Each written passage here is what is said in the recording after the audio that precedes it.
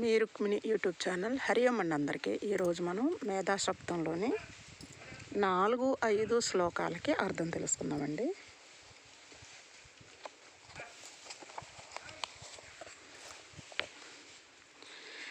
అప్సరాసు చ యా మేధా గంధర్వేషు చ యన్మనః దైవీ మేధా సరస్వతి సా మాం మేధా సురభిర్జుషతాగ స్వాహా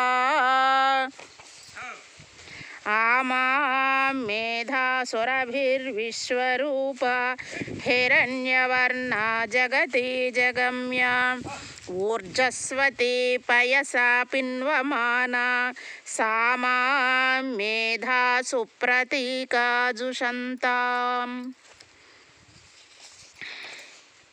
అప్సరసలకు యా మేధ ఎలాంటి అంతర్బుద్ధి, యత్ మనః ఎలాంటి మనోశక్తి, గంధర్వేషు చ గంధర్వులకు ఉన్నదో మేధ అంతర్బుద్ధి, దైవీ సరస్వతి దివ్యమైన వేద జ్ఞానంగా అభివ్యక్తమైనదో, సురభి సుగంధంలా పరివ్యాప్తిగాంచుతూ ఉన్నదో, సా మేధ ఆ అంతర్బుద్ధి మాం నాలో జుషతాం స్వాహ అనుగ్రహాన్ని నింపుగాక.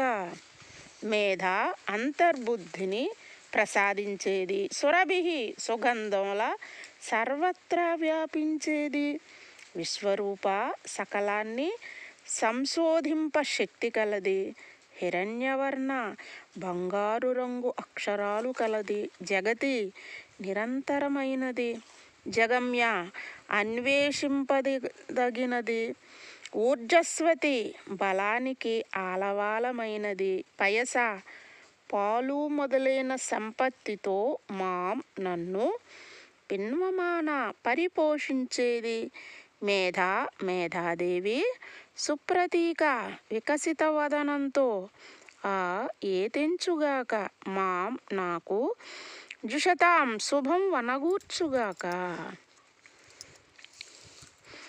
ఎటువంటి అంతర్బుద్ధి అప్సరసలకు ఉన్నదో, ఎలాంటి మనోశక్తి గంధర్వులకు ఉన్నదో, ఏ అంతర్బుద్ధి దివ్య వేద జ్ఞానంగా అభివ్యక్తమైనదో, సుగంధంలా పరివ్యాప్తిస్తూ ఉన్నదో, ఆ అంతర్బుద్ధి నాలో అనుగ్రహాన్ని నింపుగాక.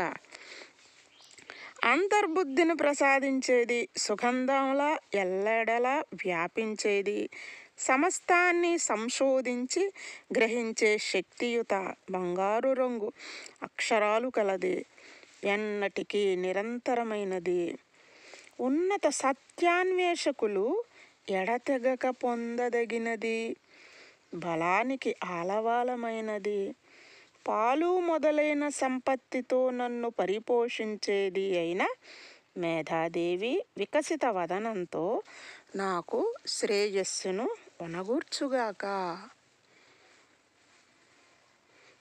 ఈ సూక్తాన్ని చక్కగా శ్రద్ధగా వినండి, అర్థం చేసుకోండి.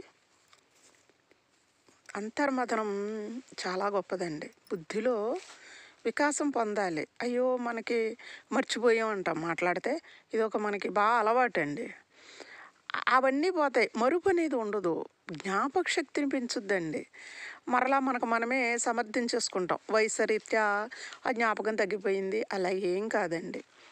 ఋషులు మనకిచ్చిన ఐశ్వర్యం ఇది. మన శరీరానికి దేని ద్వారా శక్తి నింపబడుతుందో అవన్నీ మనకి శ్లోకాల ద్వారా మనకు అందించారు. మనం తింటేనే శక్తి వస్తుంది అనుకుంటాం, శరీరానికి కావాలి, అవసరం ఆహారం. కానీ మనస్సుకు మాత్రం మంత్రోచ్చారణ, ఆ అర్థంతో కూడిన ఆ బోధన విధానం అవసరం అండి. శ్రవణం ద్వారా మనం వింటూ ఉంటే, అంటే శ్రవణానందం అంటారు, అది పొందాలండి. అప్పుడు మనస్సు అంతర్ముఖత చెంది అంతర్బుద్ధి మేలుకుంటుంది. అప్పుడే మనకి ఆ తేజస్సు పెరుగుతుందండి. ప్రజ్ఞ అంటారు కదా, ప్రజ్ఞ వికసిస్తుంది అన్నమాట. కాబట్టి అందరూ వినండి, లైక్ చేయండి, షేర్ చేయండి, సబ్స్క్రైబ్ చేయండి. హరి ఓం అండి అందరికీ.